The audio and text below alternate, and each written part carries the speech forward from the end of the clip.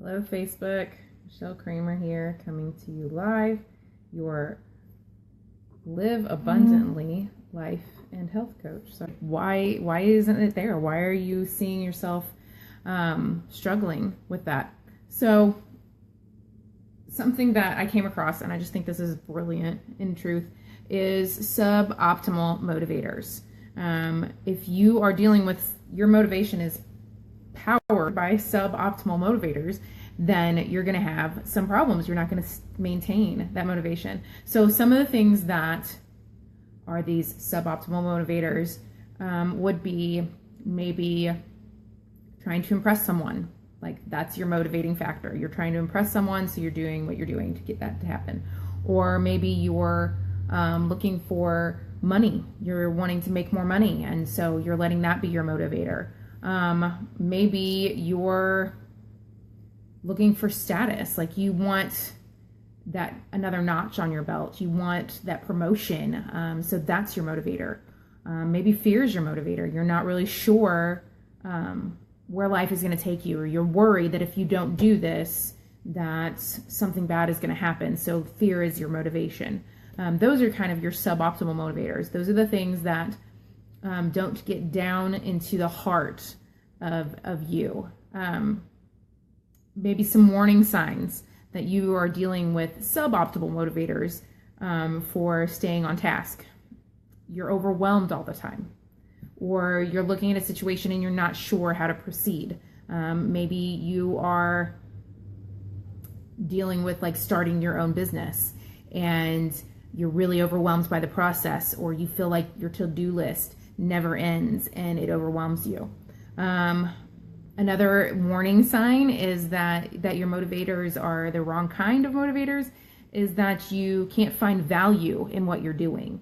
That if you were to sit down and somebody were to ask you, why is this important, you would struggle to find an answer. Another thing would be that you're not passionate about it. Like, it doesn't light a fire inside of you. A lot of times we lose our motivation because we're not passionate about what we're working on. And then maybe you're feeling pressured to complete it, like that you're motivated to do it because you're dealing with pressure from a boss, or you feel pressure to achieve something, like you want your business to be successful so that your kid can go to private school because you can't afford it right now and you need your business to be successful. So that's your motivator. But it's putting all this pressure on you because you need that for your kid, and you just feel like a failure if you're not accomplishing it. There's also some like physical warning signs that you have the wrong motivators. When you start a task, maybe your gut gets in knots, or you start sweating, or you have anxiety, or just you don't feel well, you get a headache, like maybe you're dealing with migraines on a regular basis. And it could just be that you are pursuing something with the wrong motivators in mind. Achieving a goal with suboptimal motivators means that you're unlikely to have sustainable motivation in the long run. So if you're not looking to, if you're looking for a status or for money or success or things like that, then it's just really hard to maintain your motivation. Some other motivational killers, okay? Let's say that your motivation is dead on, like you are passionate about what you're doing, but you're still losing your drive, okay? Ungratefulness or ingratitude for where you are now, where you've come, what has been available to you, the doors that have been opened to you. If you're focusing on what is not happening rather than what has happened, that can kill your motivation. Envy. Maybe you're watching someone else's journey and wishing that it were yours, or having, like, if you have like what is your response when you see that someone else is being successful? Like, what is your physical response to that? If you're having like a negative response to someone else being successful rather than being happy for them too, then you're dealing with some motivation killers and you need to adjust that.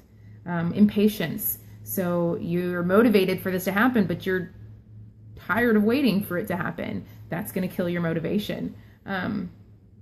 Overwhelmed, maybe you're disorganized or even overcommitted to things. Like you've got too many appointments, you've got too many things on your to-do list, you've said yes to too many things. You need to start practicing saying no. That's going to be a motivation killer if you're disorganized or you've got too many things on your plate.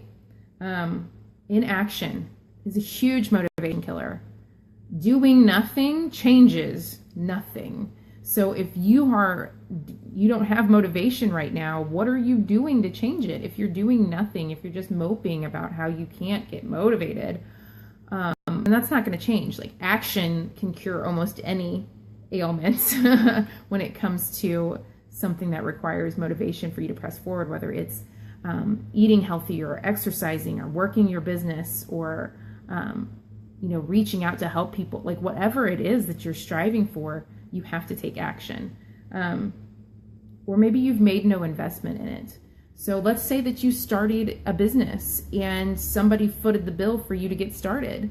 Well, you made no investment in the beginning of that business. So it's easy for you to just kind of slack off, not be motivated to do things as quickly as you would have been had you made that initial investment. So you've got to invest, and it could be time related too. Like you've got to invest in something in order for yourself to maintain the motivation for it. So that's my tips for today. Our first session on motivation. That's going to be our series this week. Today talking about why you have no motivation, looking at some suboptimal motivators. Oh, thank you, Jamie. It's really great to see you. Like you're just commenting, so I can't see you, but hi, you stranger. Shoot me a message. Let's chat. But yeah, the suboptimal motivators, when your motivation is things that don't really, in the grand scheme of things, matter, and then you're not letting passion be your guide. And then those warning signs of being those motivation killers like envy and disorganization and things like that. So if you missed some of this video, wait for it to post. You can watch the whole thing. It's really good stuff, I'm telling you. Tomorrow we'll be talking about how you can get motivated again. And I hope to see you then. And again, if you missed last week's series, it was on expectations. I highly recommend it. All of my live videos are public, so be sure to check them out and share them if you feel like I added value to your life. And I'd love to hear from you, whether it's in a private message or in a comment below. If this video was helpful to you in any way, let me know.